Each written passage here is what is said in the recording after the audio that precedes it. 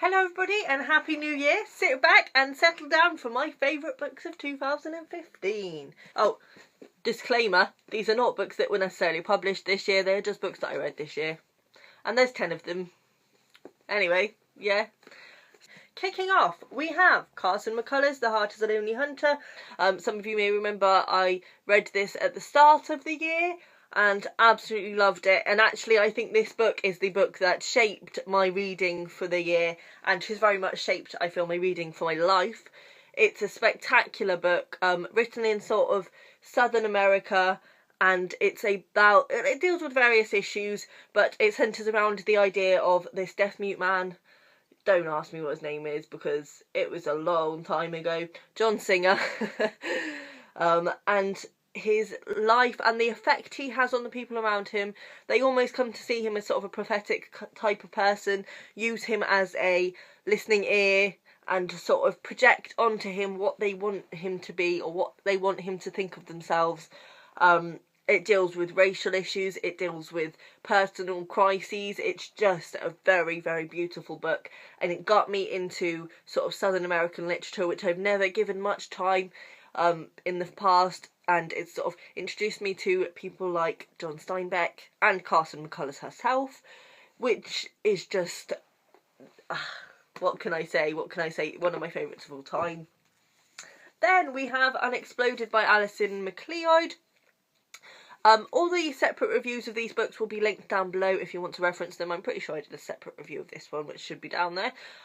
This is a strange story behind this book. I literally picked it up because I was entering a competition with Alison McLeod as judge, and I wanted to sort of get a feel for her writing, and my goodness am I glad I did.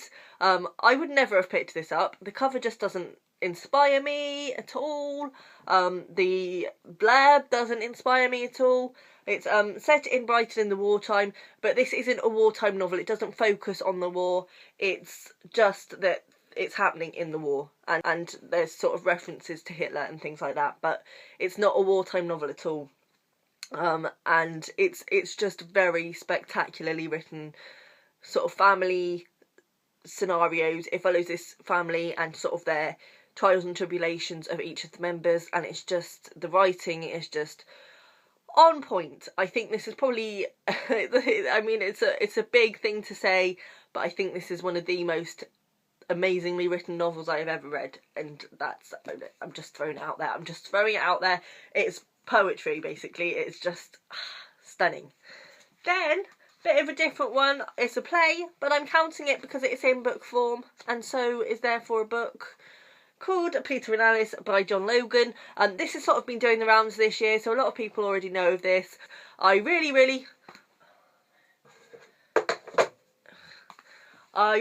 wanted to go and see this when it was out because it's got Ben Whishaw in it. Let's not lie, that's why. But also because it's about it's a fictionalised true thing. Alice Liddell and Peter Llewellyn Davis were at an event together, and it's sort of a fictionalised account of what might have happened and what conversation they might have had, because obviously Alice Liddell inspired Alice in Wonderland and Peter Llewellyn Davis inspired Peter Pan, and it's just a heartbreakingly beautiful read, and it really just makes you probably want to kill yourself, but in the best possible way. There's no other way to describe that, really. That's about, most of these books are depressing. I sense a theme, but I enjoy a depressing read. What can I say? So, talking of depressing, The Book of Disquiet by Fernando Pessoa, another book that has changed my life in every way. I mean, look at all the tabs. Anytime I'm sad or in that place where I don't quite know what to do with myself, I pick this up and life just makes sense again. This is about, well, it's kind of the writings of Fernando Pessoa. It's published posthumously, and it's sort of the scraps and things that he had been writing. There's no chronological order, there's no sort of unifying theme, but I mean, in this edition that I've got, they are sort of placed in sections of writings that have similar themes. For me, I think I would have enjoyed it more if they'd been placed in order of when they were written, but it doesn't matter, because they are just spectacular pieces of writing. I believe in my separate review I read a piece out, so do check that out if you're interested. But it's a really depressing look at life, but it's also a very realistic look at life, and there's something very comforting in the fact that he puts it into such excellent phrasing and just hits the nail on the head so perfectly, especially if you're sort of quite an awkward person who sort of likes to be solitary and doesn't really mix well with the world. Then I have John Steinbeck's East of Eden. This is all thanks to The Heart is a Lonely Hunter, really, that I picked this one up.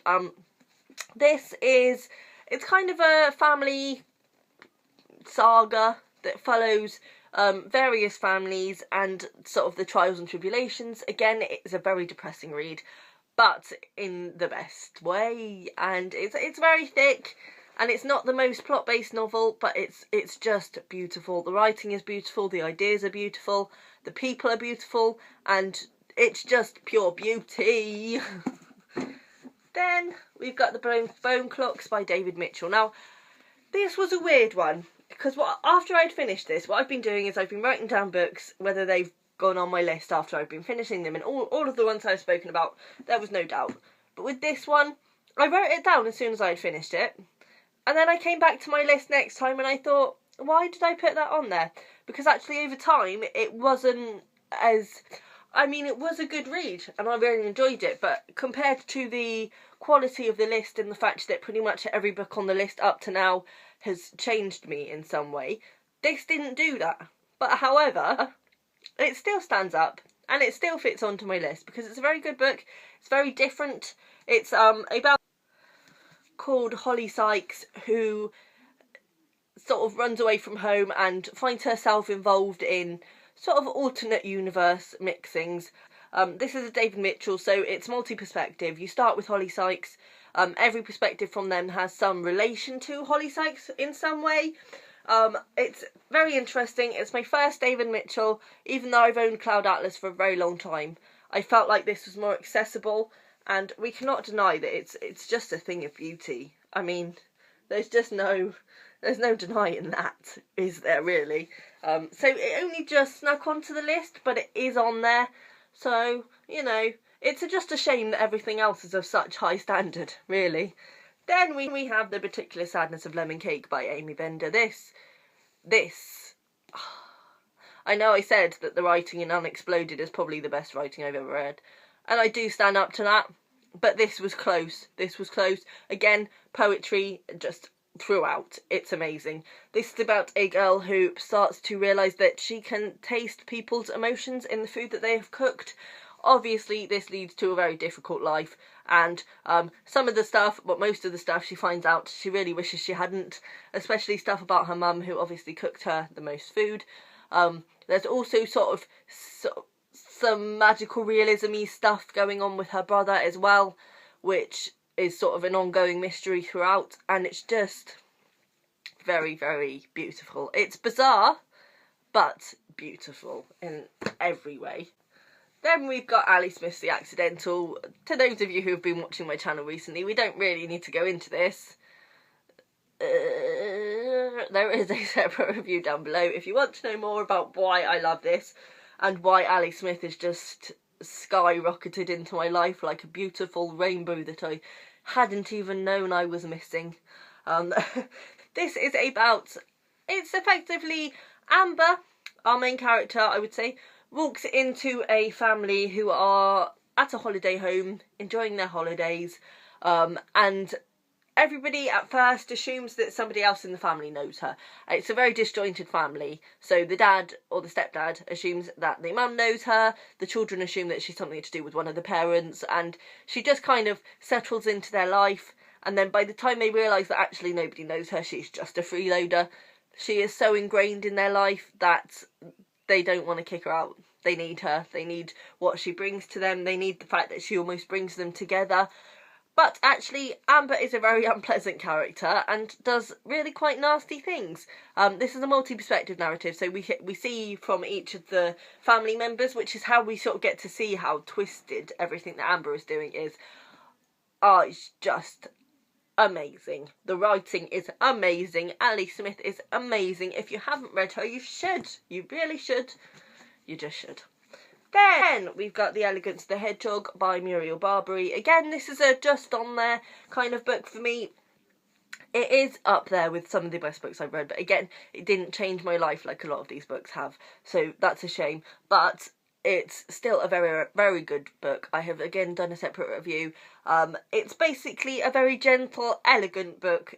Elegance is the best way to describe this book, which follows two characters. Renee is the concierge in a block of flats in Briss, and Paloma is one of the girls who lives in one of the flats. It's very much about sort of the distinction between classes and the fact that because Renee is lower class, she's assumed as not to be intelligent, and actually that's very far from the truth. We mainly follow Renee. We only see Paloma sort of every now and again. Paloma, I have to say, was my favourite, but Renee is good as well. It's a very lovely, gentle and yet impacting book, and it's very pretty.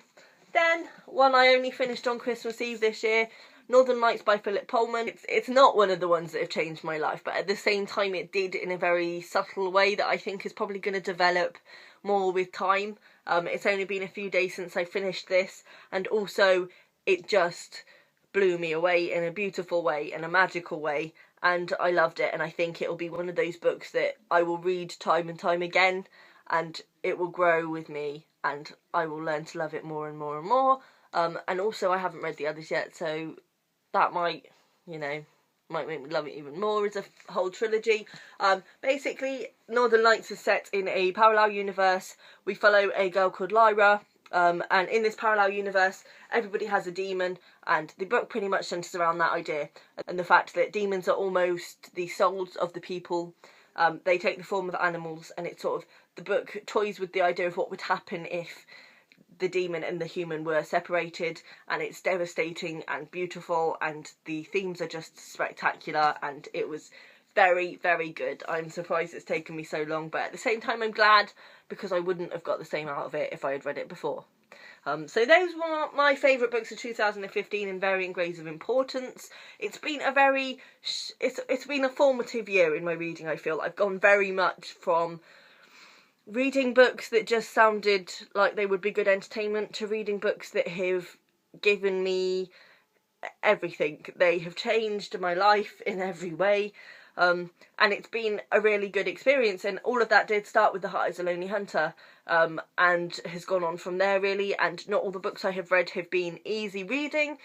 Well, in fact, barely any of the books I have read have been easy reading, but they have been completely worth it, and I have adored them.